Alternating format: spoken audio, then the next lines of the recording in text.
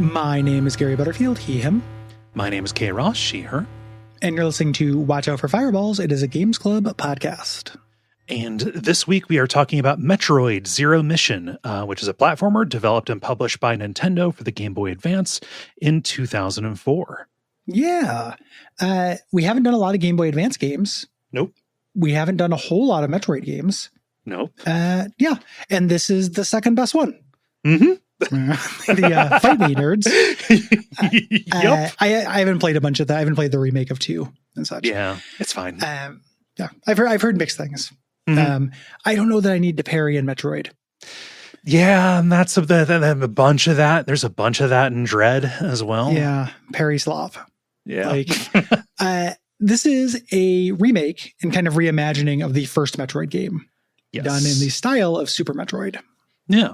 So you're doing the stuff from the first game. You're Samus Aran.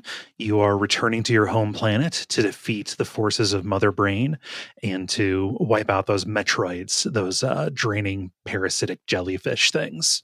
Yep. Something we said when we covered Super Metroid, truly one of the best monster designs in history. Oh, it's wonderful. I love a Metroid. Yeah. Just as a unit.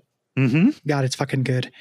The gameplay is very similar to other Metroid games or 2D Metroid games, so we're not going to completely restate what a Metroid is. This is even before it created a genre, of kind of Metroidvania. This is that. Yes. Yeah. It plays a lot like Super Metroid. Very much so. And that makes a little bit of sense because this was almost just a port of that game. So ultimately, one of the things that kind of makes this a little samey is that if you just add the structure and map of a Super Metroid, and you don't map at all, to Metroid, you lose some distinguishing features. Mm-hmm. It ends up being a lot like Super Metroid. And Super Metroid was already a little bit of like a remake of Metroid. You fought a lot of the same bosses. It had that Ocarina of Time Link to the Past relationship. Very much so. Yeah. What kind of the good thing about this is that it is a pill that delivers a Metroid to you. You take the one pill. It's an all-day lollipop that gives you all the nutrients you need really quickly. Just within a few hours. This is so economical. There is no bloat to this whatsoever, Gary. Absolutely no bloat. There's nothing in this I feel like doesn't need to be in it. Mm-hmm. Other than philosophical things you could argue, right? Like the Chozo statues that show you where to go next. Mm-hmm. Like you could argue those are philosophically, and that's kind of like where this gets what you want from a Metroid, like kind of a litmus test or a Rorschach test about that. Yeah. Because I'll say something so brave yet controversial. Say it. Do it. I don't like playing Metroid 1 very much. Yeah, so after I finished this, I fired up the Switch Online NES app, and I played through about half of the original Metroid because it had been forever since I'd done it. I last did it like when I first got a hold of emulators, right? Because Metroid wasn't really a part of my childhood at all. Yeah. So like it is hard to go back to. for more reasons than just, oh, you don't have a map here. Yeah, the map is a big one. Mm-hmm. You know, having to map yourself is an acquired taste.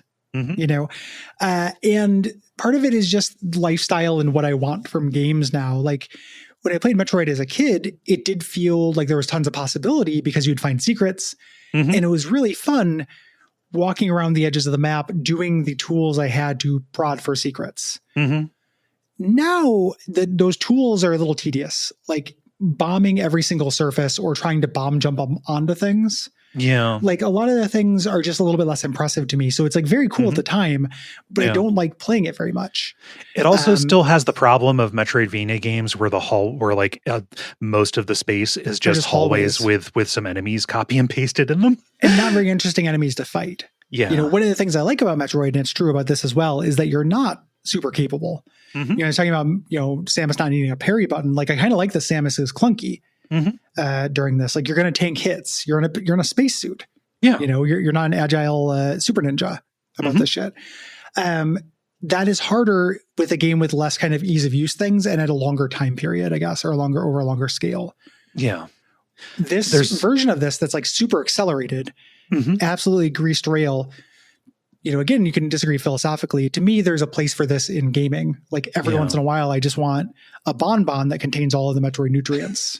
Yeah. Well, the Metroid flavors. None of the Metroid nutrients, you know, but like all the flavors. And this delivers it to you, yeah, like we said, you know, very, very economically. I think that there's something to be said about the scale of things too. Like when you go back and play the original Metroid, Samus is so tiny relative to the stages that getting places, like hitting a dead end and going back, is a bit of a bummer.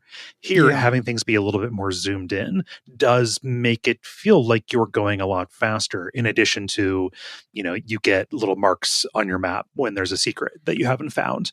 You know, little things that people can, you know, disagree with in terms of whether or not they want that. But it is stuff that does, you know, kind of like concentrate the backtracking that you're going to have to do.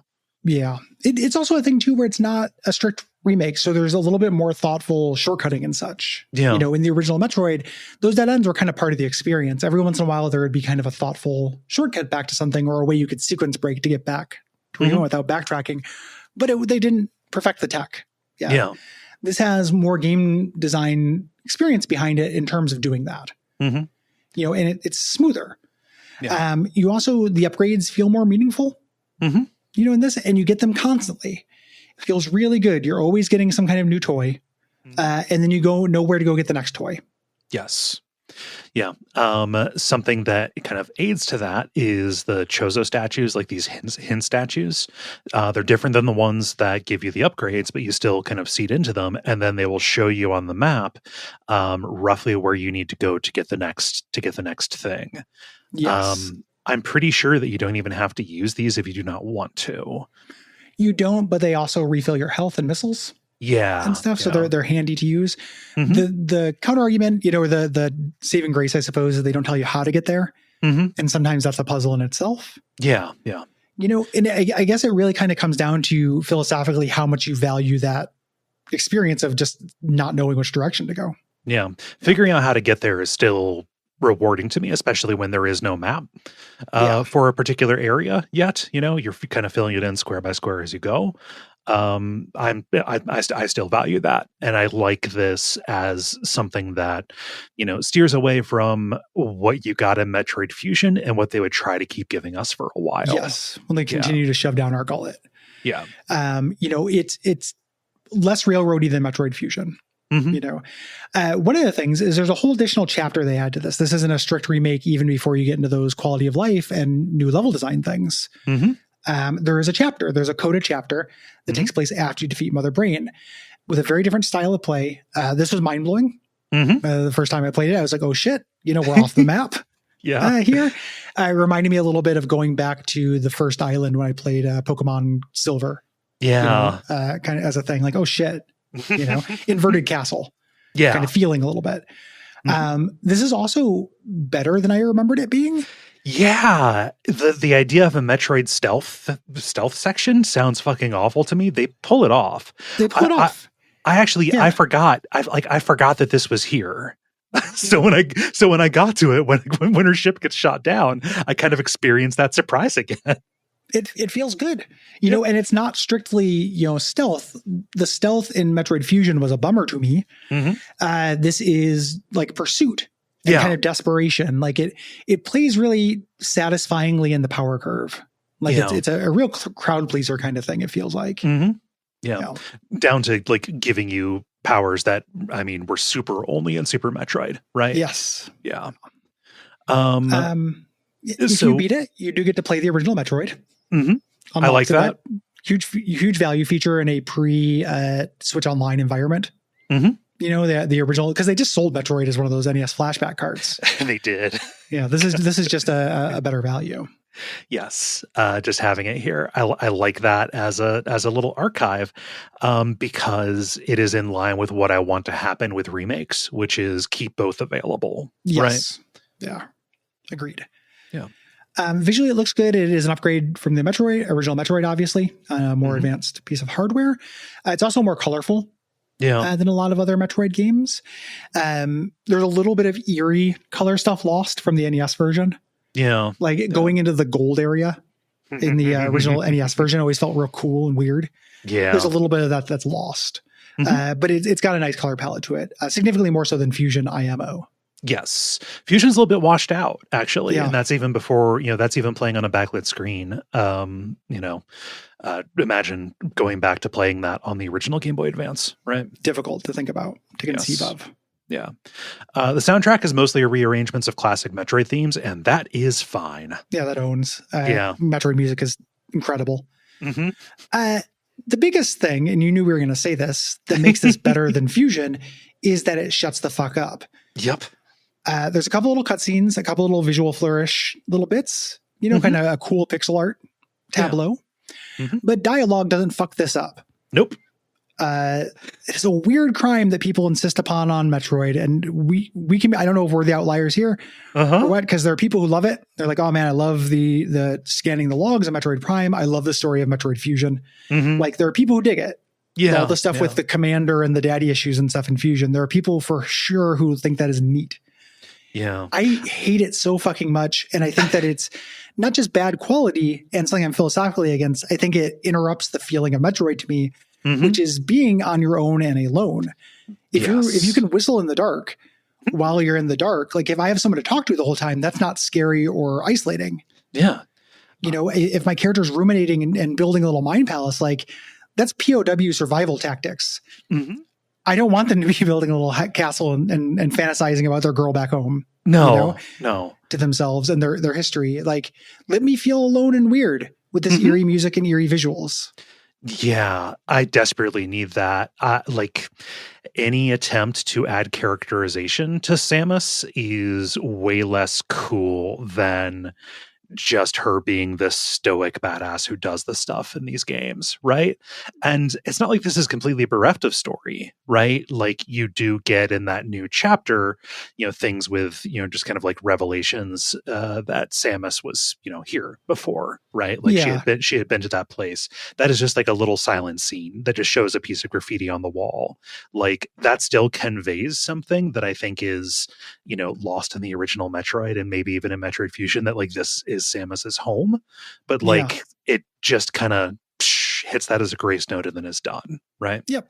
Yeah. Even I'm not sure that having that history for Samus and her Chozo origins is that interesting. You're right. But I'd rather have it just be a little cutscene. Yes. I don't need to know her feelings on it, because what would they be?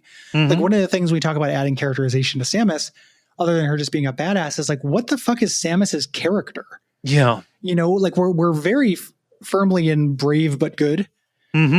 Territory with her, and her having a tragic backstory. Like baggage is not character. Yep. Like backstory is not flaw or complication. It's a very irritating thing that Nintendo does. Yeah, I was gonna say that that Metroid Dread doesn't fuck with that, but I think it does. Actually, I think there is dialogue in that. Yeah, not as much. I mean, Other M is the famous one for it, and nobody goes to bat for that. No. Gary, there are perverts out there.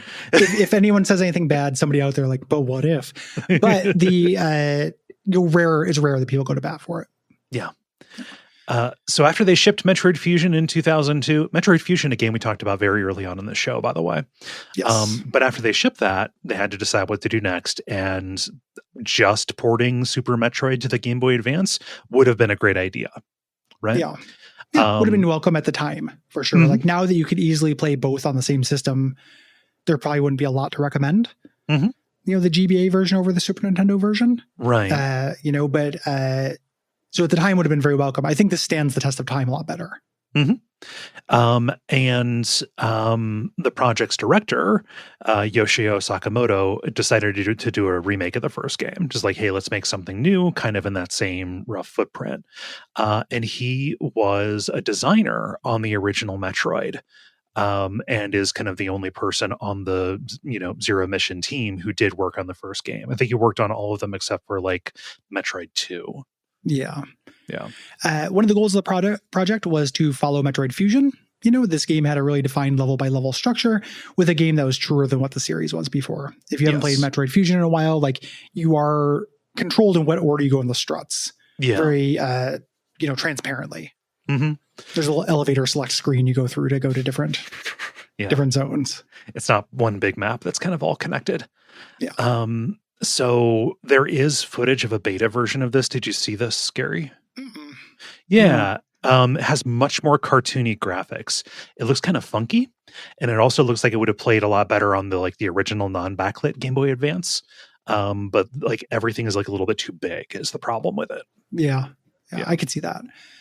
The people looked into the game's files and used cheat codes to reveal some of the cut content from it, which is interesting. You used to have the ability to turn off powers once you acquire them. That is interesting, the way the game is designed around such a thing. In the original Metroid and Super Metroid, sometimes having the freeze beam is detrimental. You can kill things faster and having to have that extra hit to give them their freeze state. I remember actually toggling that in Super Metroid. Here. I didn't run into situations in which I needed that.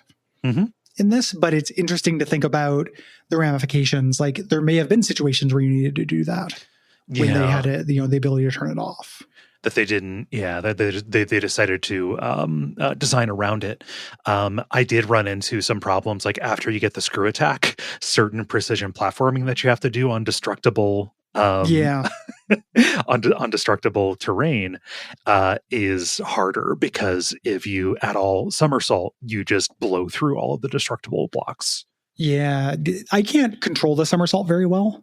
Like one of my Metroid first principles is realizing how to do the standing jump, or like really internalizing how to always do that as a thing. Something else, I don't know where this would go in here because I think it's a really cool, brave thing in this. They added a bunch of the movement options from Super Metroid, but they don't require them. The wall jump is in this. Never tells you to do that. Nope. Never need to do it. You don't get the animals that show you how to do it. They're the shine spark, so you do get the running aspect of it, but it's up to you to have played Super Metroid and be like, hey, I wonder if I can hit down and then do that charge. And then carry it, And you absolutely can. It's real cool to add those things in there and just realize like, if is shaped like Super Metroid, why is not Super Metroid? Is Super Metroid? This feeling you can have of realizing you can do it. There's some secrets that I cannot think of a way other than using the shine spark to get them. Well, I think you have to get them. And it also opens up, I'm not really a sequence break sicko for this kind of thing. Like I'll sit down and watch the movie. I'll go through the game in the order it wants me to go through and experience the power curve as intended, because it's been years since I played this. If I was a sequence break guy, that stuff's really exciting. The idea of going back to Metroid 1 levels with a wall jump and seeing what you could do even earlier. Everything is really neat. Like speed runs of this game are cool. For example, because of that. I wonder how much that was intended for them. Like, would they have been designing specifically for speedrunners or sequence breakers with that? Well, even the original Metroid had the timer at the end. Like Metroid is one of those, speedrun was always in mind. They didn't call it a speedrun the same way, but trying to get your best time as like a method of score. Was something intended from the beginning. So like, I imagine so. So another thing that was cut, there was going to be a version of the Crocomire boss that literally would have just made the Super Metroid. Yes. They showed some amazing restraint. Yes. Zero Mission reviewed really well. This is considered a really good send-off for the Game Boy Advance. This came out the same year the DS was released. Yeah. And it was the last 2D Metroid we get for a very long time. Right. The DS, for all of its strengths, did not get a mainline Metroid game. It got Metroid Prime Pinball, which is fine. And it got the execrable first-person shooter Metroid Prime Hunters. Yes. But nothing. Castlevania carried all of the weight on that system. Yeah. So it kind of starting the give us a fucking Metroid, but actually no, give us the Metroid we want. Right. Kind of fan reaction to this. In 2010, Other M came out. That has some 2D sections, but it's super railroaded and super talky and co-developed by Villains Team Ninja. Jobber devs. No thanks. I'm good without that. I tried it. It sucks. Yeah. Did not like it. There's melodrama. There's melodrama that I do not really care for. Yeah. Why? Yeah. I don't get it. Because the name Adam was used in Metroid Fusion, so we had to make him a character. So many sins at the foot of Metroid Fusion. If it's about bird lore, then the sins are at the foot of Metroid Prime. If it's about Samus's backstory, the sins are at the foot of Metroid Fusion. Yes. Yeah. It wouldn't be until 2017, so 13 years, until we got Metroid Samus Returns, kind of the expanded remake of Metroid 2 on the 3DS, and then a total of 19 years in order to get a new original 2D Metroid game from 2002 through to 2021, I think, from Fusion to Dread, from original one to original one. Parry slot Metroid. It's also worth noting the Metroid 2, the Samus Returns remake, pretty fun, pretty interesting. That's a game that begs for a remake. It sucks that Nintendo shut down the fan remake. Yeah, that's literally just the sequel to this. It's a Zero Mission style remake of Metroid 2. You can get that through pirating it. They shut it down. I recommend you do it. Yeah, I've never played that one. It's cool. It's really good. It's if you want more of this. It's really good. Metroid 2 is really interesting on its own, but has a little bit, too many rough edges for me to fully enjoy. The remake, the A2M2, I think it's called, is really good. Yeah.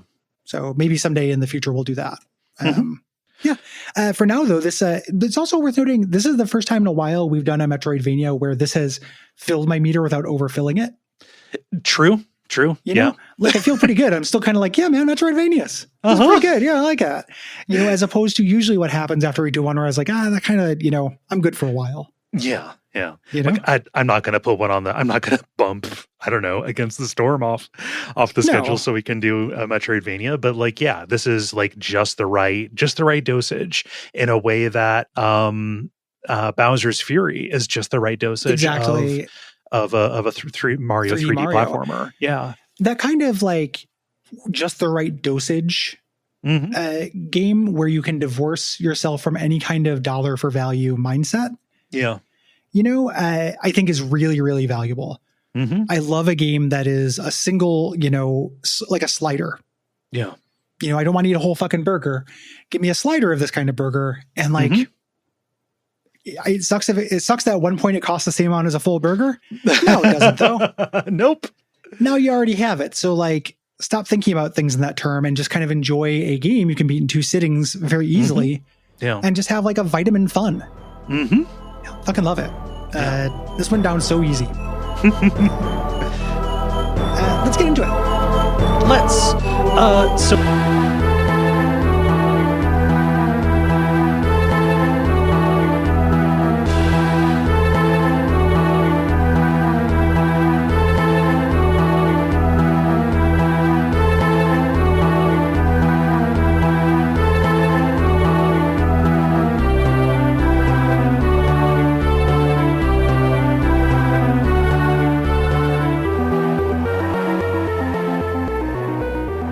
Let's get into it. Let's.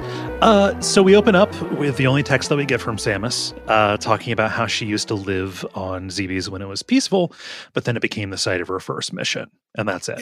Yep. And we get the classic game design Metroid thing. This is a beautiful moment. You cannot go right; you go left and grab the morph ball. Yes. We're learning one of the quirks of early Metroid is your beam has very limited range. Mm-hmm. We cannot reach the spiny crawler guys on the ceiling. Yeah. There, we just had to run past them. And we get our first Chozo statue. I love that, we have a ball and there's a little hand there and we're like, I don't know. It seems comfortable. Like, this probably won't crush me. You ball up in there and then a crow comes and takes you. Shit, wrong bird. Velka comes. Yeah, Velka comes and scoops you up. All I ever wanted is to be in one of these hands. Oh yeah. But it shows cradled you lovingly. It'd be great. It makes me think of the Super Metroid one where he picks you up and walks you. Like ultimate uppies. In a non-sexual way. It just is a comfort uppies. Yeah. It shows you, when you do the statue, it shows you where to go next. It's up this vertical hallway, and this is another statue we make our way to get the long beam. Yeah. Something that is very additive in this, compared to the original, you cannot duck and shoot in the original Metroid. Yeah. And also there is no angled shooting as well. In the original Metroid. There is in here. the original Metroid. Yes. Yeah. Yeah. So going up the kind of the signature, like shaft, kind of shaft sections here, a lot easier than it is in the original. There's a fun little surprise right at the beginning. Where you head east and you reach this quaking cavern where we find a missile tank. And on our way back, the area that quaked now has a mini boss. Yeah. This big centipede called the Burrower. You can't really hurt it yet. You have some missiles. But this is going to be a continuing boss fight that kind of maintains its HP. Yeah. As you go through. Like, we're going to fight this guy, and this is dynamic. If you don't fight this guy, if you really pour it on, you can kill this guy earlier than later, I guess. Yeah. I don't know if I'm making sense. You can actually, if you perform well, you fight this guy fewer times. Yeah. It like, you don't have enough missiles to do it right now. Yes. You only have 5 of them, which in the old one was just enough to open a door, but like that is not enough to kill this thing. No. It's only the very tip of it that is a weak point. Have to use missiles on it. So like you get like a little. It's not stated as a mission, but you gotta up those numbers. Got to find more tanks. Yep, we don't have the charge beam yet. It's also worth noting this boss, unlike all of the bosses in the original Metroid, behaves like a video game boss, by which I mean it has telegraphed patterns. Yes. That's true of the bosses in this generally. I would say up until Mother Brain. Yeah. Big advantage to the bosses in Metroid. Yeah. Which in the original Metroid, they felt a lot like Resident Evil bosses to me. Like you stand next to them and unload. Yeah, pretty much. Like early Resident Evil bosses before they kind of got, more defensive. Yeah. So with missiles, you can open the red doors, and we get into some parts of the map that have a little bit more character, like a part that is overrun with like flies and big like fly spawning cocoon things. Another classic game design thing, since enemies drop pickups, health and everything, these fly spawning cocoons are refills. Yes. Station. The Burrower attacks again here. When you finally defeat it, it drops the charge beam. So you can defeat it here. If you don't defeat it here, it'll keep showing up kind of dynamically. Yeah. We also get our first E-Tank, which is extra health. Yes.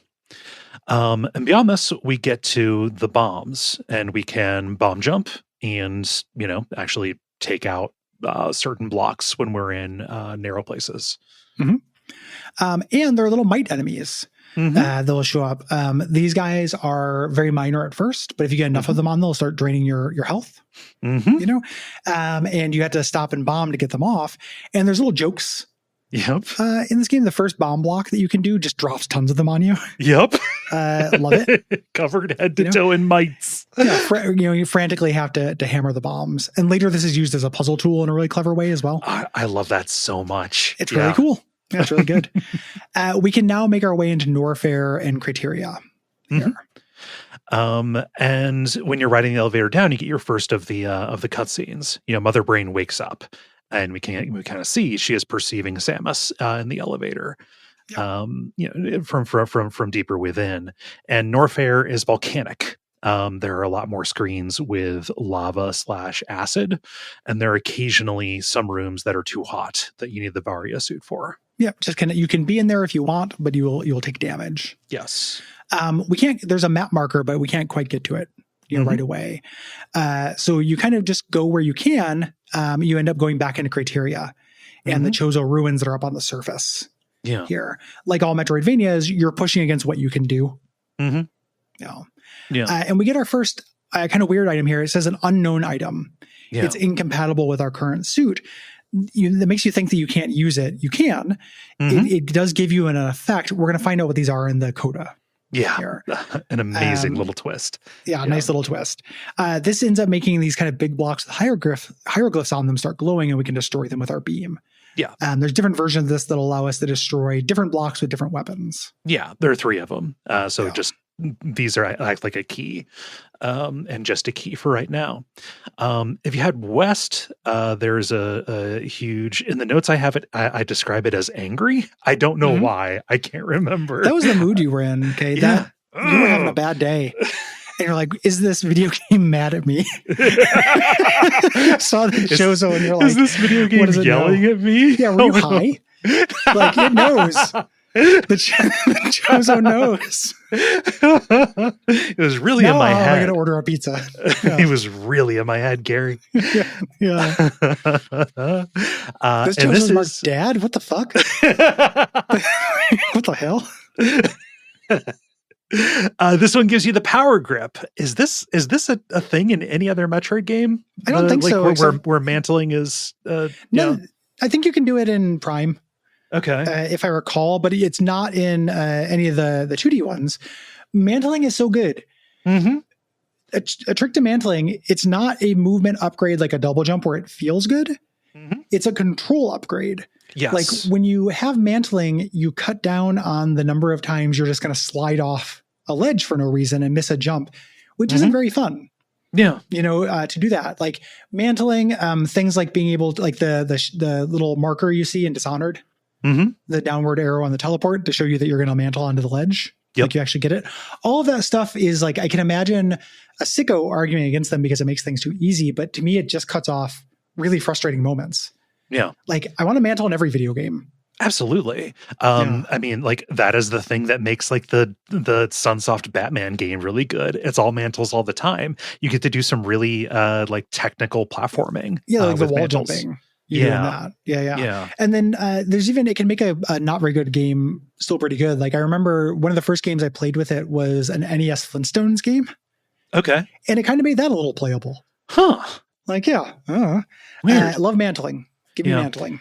Doing a search here in Metroid Fusion, you can mantle, but that's not a power up. It's just right out the gate. Got you. I don't remember. I've got a lot of that game blocked out. Yeah. Due to trauma with my commander. I had a military leader who was a father figure, and it just really traumatized the shit out of me. He's angry. He was my father husband. Yeah, father husband, angry monster boss. Father hungry angry monster boss was fucking with me when I played Fusion. Since you're up near the surface, you can drop by your ship if you want to, and then get back down into Norfair.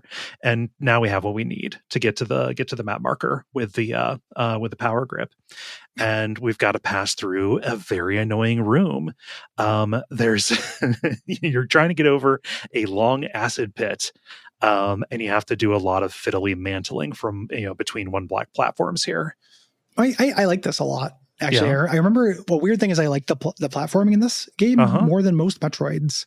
I don't know. It just doesn't hit my weakness very much. Yeah, nothing else bothered me here. It was just this. And maybe I didn't have my sea legs yet. We're still early on in this 3-hour game. We in the early 15 minutes or whatever. We were talking about the standing jump versus the somersault jump.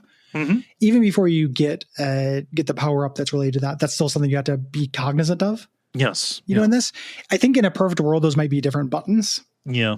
You couldn't do that in the GBA, but similar to in Super Mario World. Yeah. Spin jump versus the regular jump. We get to the end of this, you get one of my favorite power ups of all time, the ice beam. Yeah. A offensive power up, a defensive power up, and navigation power up all in one. The ice beam is a triumph of game design. It's beautiful. Yeah. One of very impressive to me even as a kid. We can now use enemies as platforms. We can freeze them, and this allows us to get back through Brinstar to meet our next region, Kraid. I wonder who lives there. Kraid's hideout, as it's called in the Metroid manual, I think. Yeah. Just named after who's hiding there. Yeah. it's a safe house, you know. Yeah, the government put him there. Kratos going to be executed by the government. He's in witness protection. He got disappeared there, Jimmy. Crane knows things. Crane blow up whole operation. My blue heaven. We're getting into the techno zones here. There are some devices and doohickeys you can use to get around, including cannons that you charge up with your power bombs. Yep, that shoot you, and then also little things you can grab on the ceiling, little zip line kind of bits there. You got to figure out that you can get into those as a morph ball. Yes. So, and you can't do it unless it is bomb jumpable right now. But when you get the spring ball, that becomes easier. Yep. Again, and things that look like they'd be pretty fun and comforting. Yep. This ladder spot that we make our way through, this later spot, we have a new boss here, the acid worm. Yeah. You kind of goad it by attacking one side of the arena and then use the little zip line over to the other side and shoot its weak spot. Yeah. And there's acid on the ground, or then it'll keep raising. So the safe spots start disappearing. Yeah. Good boss fight. I like it. Yeah. Agreed. So this gets us to our second unknown item, just a key. And then the crawling enemies down here, I like them because they're not spiky, but they look like googly-eyed crabs. Who's that Ariel monster? Oh, Ickis, I think. Yeah. No, it's Crumb. Crumb is the one that holds its own eyes. Yeah. Yeah, they kind of look like that Ariel monster. That even the non-Metroid enemies have like super iconic designs that are ignored by Nintendo. Yeah. Like this thing is great. I love this little guy. Yeah. You reach the arena with Kraid himself, and he's really huge. That's how he was in Super Metroid. In Metroid 1, he's just a guy. He's just a guy. It's so funny. He's just like, as tall as you are, maybe a little shorter. Yeah. And this is pretty similar to the Super Metroid fight. You have to shoot him in his third eye. This makes him scream. He opens his mouth and you shoot inside his mouth to do damage. And he flings fingernails at you, which you can use as platforms. Yeah. Eventually, the platforms get smaller. You end up having to climb up on his belly button, these projectiles that pop out to stick to the back wall and shoot him. Yeah. Really upsets me how he has all those holes that they can shoot fingers out of. Yeah. It reminds me of the Altered Beast guy who throws off his own face, the boss of the first Altered Beast level. Yeah. It's a good fight. Similar to Metroid, similar to Super Metroid, but it was a good fight there too. Takes advantage of your movement stuff in a neat way. And when you defeat him, you get a little cutaway showing that, one of these two statues that was blocking your way up in Brinstar, as kind of crumbled. Yep. All around the world, statues crumble for you. The reward is you get this speed booster. I'm glad you noticed this as well. It takes a much longer run up, it feels like. Yeah. To do. And there ends up being some kind of business when you have to set these up, like setting up doors and getting rid of obstacles. Yeah. The times you need to do this. You can pretty much always tell because that's the only time they use like a wavy floor. Yeah. Is when you're expected to run along it. Yeah. Yeah. It's also worth noting this is not like flying in Mario 3 where you can't kind of run back and forth. Yeah. You need an uninterrupted stretch. Yeah. Yeah. Getting back up involves riding this little ceiling zipper thing that shoots you up and shooting this big swarm of these flying enemies that run up on you from behind as you move through. If you fall in the acid, you are dropped in the lower part of the level via wall or fall and have to try it again. Yeah. So you're on a little ceiling zipper thing. You're being pursued and there's things you have to shoot in front of you. It's almost like a minecart level. Yeah, a little bit to it. Yeah. And this is a little trial and error. Like if you don't know what's coming, you're probably going to fall through and have to do it again. Yeah, I had to do it like twice, but I thought it was clever. It's just sweet seeing that huge, the huge cloud of the bugs behind you. Yeah. Yep. And it ends up managing to look a little dramatic. You know, as you're shooting them, you're not getting all of them, and you're freezing some of them. It's neat. When you leave, we get a little cutscene of Ridley's ship, approaching. So Ridley's on the table. The space pirate reinforcements are on their way. Yes. We're not going to new regions. We can get into different sections of Norfair and Brinstar now. Yeah. It's worth noting there are only a couple different zones in Metroid 1. Like there aren't very many new regions. No. To reach this, we had to clear this path to a speed run in the corner. So we had to break the door to do that little bit of business we were talking about and go through the floor. Down here, we find the high jump upgrade, which they combined the high jump and the spring ball, or added the spring ball from later games into the high jump. Yeah. High jump was always part of Metroid. Now we can jump higher and we can jump in morph ball form. Yes. Making a number of things a lot easier. This lets us get up into the higher point of Brinstar, but we're stopped right away by this strange new barrier. It's an orb that is kind of held in place by 2 tentacles. Yes. Yep. And we don't have the ability to get through this just yet. Yeah. Beyond this, we learned that these orb barriers can be drained and destroyed by mites. They show us a little cutscene. Mm-hmm. So then we have to get mite infected and then carry them over to the orb, and they like the taste of that better. Yeah. Like you see the orb change color as the energy drains away from it, and then it crumbles to dust. Looks great. Yeah. This lets us get the Varia suit, which is higher armor and protection from heat. Yes. We can move through acid without being hurt now. Not lava, but acid. But it still slows us down. There is no gravity suit just yet. And now we can get through a very hot corridor that takes us down to lower Norfair. Mm-hmm. The way forward is through this lava pool that turns out to be illusory. Mm-hmm. Kind of dirty pool.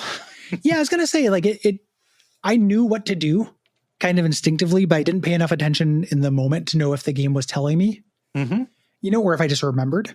Yeah. Through that. So it's they do that trick in most of the 2D Metroids. Mm-hmm.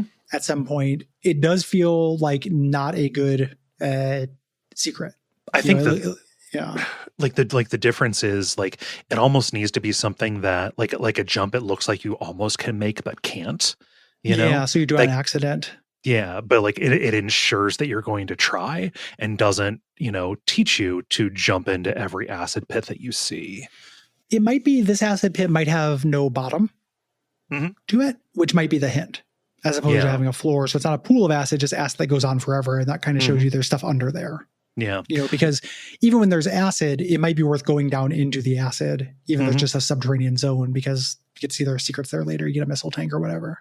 Yeah. But yeah, this, because I didn't remember that you could do this, I did end up having to push back and forth on the map a little bit here, seeing if there was something that I missed. Yeah. In this 3-hour game, I also had just a couple bits where I did a little bit of that, taking that into account. Yeah. You're going to take a couple points where you're a little friction need, and we're still not going to wear out our welcome is nice. Yeah. Going through here gives us the wave beam. This beam lets you shoot through walls. And they demonstrate this immediately. The corridor before has some mini boss jumpers, these really tough enemies between destructible walls. On the way in, you just have to fight them, and they're tricky. But on the way back out, you kill them through the blocks. Yeah. Perfect. Yep.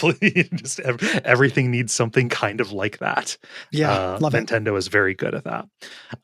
So we can shoot through floors now. Previously, one of the hallways was blocked by this big grub enemy.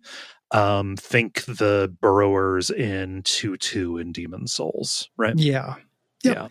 Yeah. But now we can shoot through the floor. Yeah. And get these. One of these, you push it back with the beam, far enough away, and then you can lay a bomb to hurt its belly. You push it and it kind of rears back to charge at you, and you can leave bombs for it. This allows you to reach this room with this gigantic pupa head thing in the ceiling with vines, another little mini boss here. And it has bugs that are necessary for platforming to get an angle on the vines.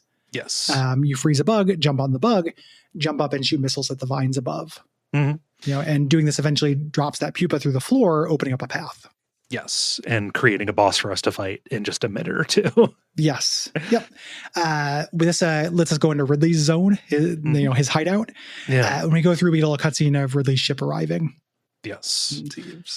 So this is kind of a region of ruins, is what this is, and we find you see the pupa that we dropped had kind of rolled down here, but you see it's empty, it's opened up, and now we get the Hornet boss fight. And this isn't a really big arena. No, this is an arena. The boss fight. The arena is the boss fight. Yeah, it's got a low ceiling. This is in a big arena. Sorry. Yes. Well, there's not a whole lot of. Well, I guess what I mean though is there's not a whole lot of ledges and stuff. Yeah. You can't. There's not a lot of ceiling room. He's going to do kind of bombing runs for you. It's a very long arena. Yeah. You can run back and forth, but you can't. When he goes by, you can't really jump over him. Yeah, you're not going to be over him. The ceiling. Yeah. So he's going to do bombing runs, and you have to duck under him or find a corner. You can go in. It's a short but long. Mm-hmm. Yeah. He can only be hurt by missiles and only in his abdomen. So you just have to find the angles to shoot him. When you do enough damage to him, he falls apart, and this allows you to get super missiles. Yes. Super missiles do a lot of damage, obviously, but mainly are for opening green gates. Yes. And Ridley is otherwise a very small region. However, this is where they decide, you can effectively have infinite missiles now if you want. Well, they don't want the boss to be a huge pain in the ass. Yeah. Like the Metroid thing of making bosses only damageable by missiles and then having that be an upgrade to explore with is interesting to me. There is like a minimum number of missiles I want to make this tolerable, but I'm not going to play as a completionist. Yeah. I'm glad that they're not assuming I'm going to just go and get every missile. They're not unwinnable at this point because you can still hurt them with a charge beam, but that's a real pain in the ass. Very much so. Yeah. You get your last unknown item, and when you try to leave, Ridley attacks. Yep. Ridley, very similar boss fight to the Super Metroid one. It flies in and tries to grab you, and if he grabs you, he breathes fire in your face like a Dark Souls grab attack. Love it. And it's a big deal. You ultimately do not want to be grabbed by him if you can help it. Right. Like this, it melted like more than a full energy tank off of me when I tried. Yep. Yeah. He's and he will also do his little pogo thing on his tail. Very cute. Very cute. Yeah. So playful. But generally, because it's a Metroid boss fight, even though these are better designed than the first one, you're still end up tanking a lot of stuff. Yeah. Mandatory damage is kind of a thing in these. That's why they give you, I think this is the only game I can think of where at the end of it, you have 16 times as much health. Yep. As you do in the first one. It's not even just extra, twice as much. It is a factor. Yeah. But it's, needed, especially as the enemies start doing more damage here. Yeah. Yep. The last statue crumbles away and we get our last upgrade to the screw attack. And we reach this by doing a speed boost in some hidden tunnels under Norfair. Yeah. We can now, with the statues gone, we can make our way into what used to be the final area. Yes. Torian. Yeah. The area that is overtaken by the Metroids. Like this was a place where they were being studied. And when you ride the elevator in, you get a cool little cutscene of Metroids kind of clustered on a space pirate. And when they pull away, it's all desiccated. It's been drained completely. It's so this is a techno zone. There are a bunch of automated defense turrets that shoot little rings at you. Slowly, these are going to be a big pain in the ass in the boss. Yes. And Metroids are here, and they behave differently. Yeah. One thing is they appear from the background. They will attempt to latch onto you. You have to put down bombs to shake them off, but they will not stay off for very long. No. And when you freeze them, they don't freeze for very long. You have to freeze them and hit them with a missile while they're frozen. Yeah. This is complicated by those little ring turrets because while it's frozen, if you get hit, you get knocked back. You have to freeze them again, etc. This is also riddled with doors that you have to kill all the Metroids in the room for them to open. Yeah. Kind of not like a series of those. So not super challenging. This game, one thing we didn't talk about in the generalities, this game is piss easy. Yes. This is not a hard game at all. If you're playing for a challenge, this is not that. Part of the ease of getting just a little dose of Metroidvania is that this is a very easy game. Yeah. Which is a stark departure from Metroid Fusion, which has really irritating difficulty jumps, if I recall correctly. Yeah, exactly. Yeah. You get to the iconic Mother Brain fight, and this still sucks. It is the one that's the least changed from the NES version. The big difference is she can breathe beams at you now or blast you with it from her eye. Yeah. From this. But the reason why this sucks is you're in a room being constantly harried by little bips and bops. Yeah, from every angle with no discernible pattern to it. Yeah. They don't drop pickups. There's getting through the little force fields is kind of a missile drain. Even though you have a lot of missiles by this point, they're trying to wear you out. Yeah. This in terms of the boss fights that were in the original Metroid, this is the one that's the most designed. Not necessarily well designed, but the one that I felt like had the most thought. Biggest kind of gimmick and hook to it. So I can understand why they didn't change it that much. But this is even better executed in Super Metroid, I think. Yeah. The irritating thing for me is that she is not vulnerable to damage unless she has just done the energy blast out of her eye. Yep. So you don't have very many opportunities, and getting hit knocks you into lava, and you move really slowly, and it's a pain. Yeah. So you get up, you escape the collapse of the building, you get the self-destruct sequence. Again, fucking iconic. Super cool. First time this happened. And I love that they do 2 of them within like 30 minutes. Yeah. A nice little subversion there. And you're flying away, and then Samus is shot down by space pirates. Uh-oh. Again, really cool, like the first time you were playing, what the hell moment. Yep.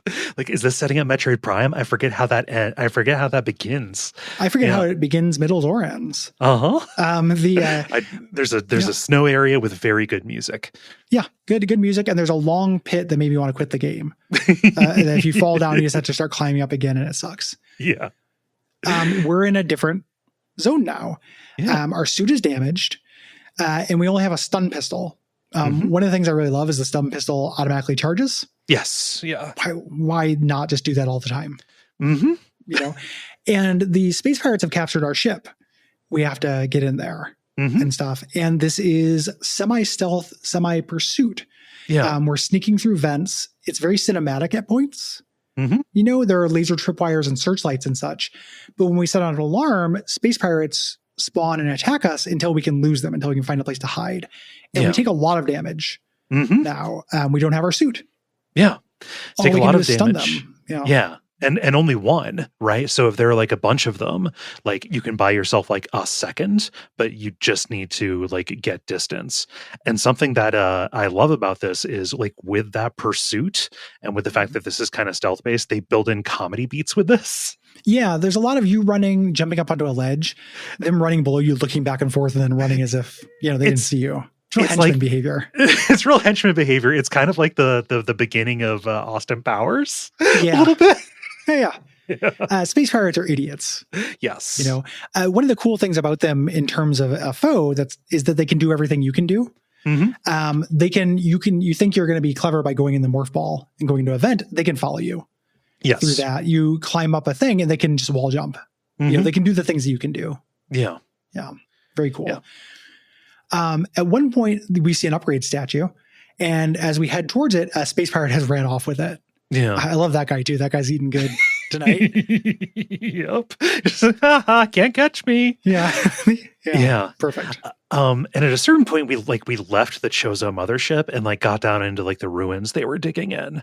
And you find huge mural of the Chozo sun god, you know, the bird people that raised Samus. And there's a flashback scene of Samus being led into the room here. Yep. And we do a weird fucking fight. I don't, this is real strange. Yeah. There's an orb that floats around with a duplicate of Samus that does what you do. Right. You know, and ordinarily to me, the semiotics of that is I need to hurt myself. Not the case. No. If you shoot it, it hurts you.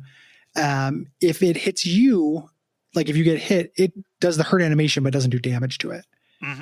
You have to shoot it when it turns white. Yes. Here. Yeah. And you only have to do it 4 times. Yeah. It's not hard to do. You just have to figure it out. But it, in terms of like, it makes me think of the Cecil puzzle in Final Fantasy IV. You know, I was expecting it to be something like that. Like, oh, do I just need to survive? Like, why would I hurt myself if I just kind of make peace with myself and then I'll learn the lesson or whatever? No, you just hit it when it flashes white. Right. Yeah. And that's about it. And you get something ridiculous on the back of this. When you win, you get an upgrade that is the gravity suit. And those unknown pickups that you got before, guess what, baby? It's the gravity suit, it's the plasma cannon, and it's the space jump. Yep. Cool. You know, so now we're kind of in interactive cutscene mode. This is a power fantasy. This is getting the gravity gun. In Half-Life, right? This is you just cutting straight through all of the space pirates that gave you all of the trouble on the way back through. It's great. Yeah. This is where my biggest had to push against edges thing popped up because I kept making kind of a beeline for my suit. Yeah. But I couldn't get to it. I ended up your ship, around, or my ship rather. Ended up kind of going in circles a little bit. You eventually, though, you blast through guys, get up into the ship, you find an upgrade that the space pirates stole, which was power bombs, which we can now use to open up some thingies. Not useful other than that, but still useful. Yeah. And you kind of go through the cockpit of this and make your way up to a boss chamber where we find Mecha Ridley. They've been building a Mecha Ridley. I love that their boss died and they immediately started building Mechanical Boss. Yep. That's very funny. It's like the Marge that's made out of a hedge and a paper plate. Yeah, except they must have already been starting it. Like that would have felt weird for Ridley. What are you guys working on back there? Was he about to retire? And they're just like, well, we're just going to leave a hole in the organization. It might have been a surprise birthday gift for him. Yeah. Like here's a data version of you. Yeah. He can automate your tasks.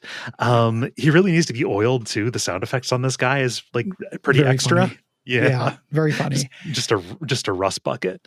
Yeah, he has a glass core on his chest that you have to hit. It's kind of an awkward height. You have to control your jumps. And his arms are usually up, but generally you're very powerful at this point. This is not difficult. Yeah. You also have super missiles that you haven't been using for other things. And if you can land those, they do tons of damage. And you've got some power bombs too. It's fine. Yep. Yeah. After this, you get another timer, a 5-minute timer on self-destruct, where you need to escape. There's another little comedy beat. The little walking trash can guys from the abandoned ship on Super Metroid have made an appearance. And the first time you run into them, they're no problem. Because you're not in a hurry. Now there's one in your way and you keep hitting it with missiles and it keeps going, I'm going. Really cute. Doing his little toddler walk. Very funny. I love it. Yeah. Just following this thing down a very long corridor. Love it. Yep. Yeah. And then there's kind of a final boss here, which is 2 of the super pirates. There have been gray space pirates who have popped up. They're harder. They can do jumps. They have more moves. Yeah. And you fight 2 of them at once. Yeah. Here, this is just a little resource drain mechanical climax. You unload into them. Eventually you get through them. But it's not a very good encounter. Like there's not a space to meaningfully dodge them.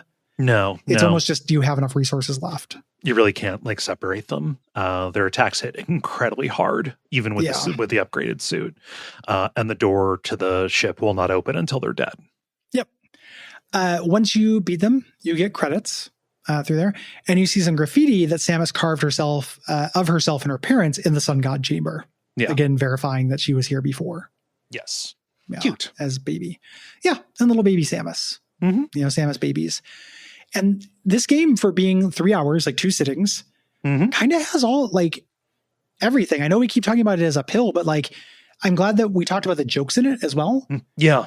You just get a little serving of like little bits of humor, little bits of like intuition, power fantasy curve, little bits of exploration, kind of bits. Like you're just getting a dose of it. Yeah. It's like a K ration. Yeah. Like it is. I can't really think of anything like negative to say about this. Like, in a world with Super Metroid readily available to be played, on the very system that I played this on, it does, I think, struggle to justify itself just a little bit. But this is even more streamlined than that. It feels a lot like, to me, like not a sequel to Super Metroid, but almost like a mission pack. Yeah. For it. Like I'm a big fan of iterative sequels or just kind of expansion pack sequels where you just get a little bit more of the thing you like. Yeah. And for me, this is a little bit more of the thing I like. It's not better than Super Metroid, but the world is big enough for a Super Metroid and a game that is not quite as good. It's not a perfect being the enemy of the good. It's an appetite thing. Yeah. There's an instinct, and I have it, like I'm guilty of it as well, of, does this need to exist? Does this need to exist, but is this the best version of it? Like, is this obviated because there's a better version of it? Right. And it's a bad attitude towards art. Like I'm very guilty of it, but like, I don't think it's good. It's not a good way to look at things. Sometimes there's room for a little bit extra. It's like that real mean review we got early on in Abject Suffering that said, because Yeah Dude existed, there's no reason for that show. different show, different people. Different people. We spell and pronounce our names differently. Yeah. That's right. I never fucking forget. Gary, that was 12 years ago. Yeah, it was more than a decade ago, and I remember. Super snackable. Love it. I'm happy it exists. Me too. Recommended for an afternoon. What if you are listening to this and you are any kind of marginalized person and you have a project or product you'd like us to shout out? We'd be happy to do so. Send me an email at Gary@Duckfeed.tv. Include pronouns, pronunciation, links, and a summary, and we'd be happy to do so. Do we have anything today? Nope. Okay. If you have thoughts on Metroid Zero Mission, you can write in by September the 15th. That is also the deadline if you have thoughts about Split Fiction and Mercenaries Playground of Destruction. Yeah. And if you have thoughts about the following month's games, which are Majora's Mask, Outer Wilds Echoes of the Eye, or Against the Storm, write in by the 15th of August. Please. Or 15th of September. September. Yeah. No, I've completely lost track of this year too. Don't worry. Yeah. And that's at duckfeed.tv/contact. Yes. And if you would like to help us out, you can back us on Patreon. The Mercenaries episode and the Against the Storm episode, those are premium. So people are going to get a good portion of those, but the entire episode is going to be for our patrons. Yeah. You also get a bunch of bonus shows and all our old premium episodes. We think it is a good value. Yes. You can also leave us a rating or review, tell people about us, post about us, tell your friends, things like that. That is very helpful. And join us in thanking our producer, Gwen. Thank you, Gwen. Yeah. Until next time, what should they watch out for? Watch out for non-sexual uppies. In your area. To claim them. Like, not because you have to be careful of them, but because you don't want to miss that opportunity.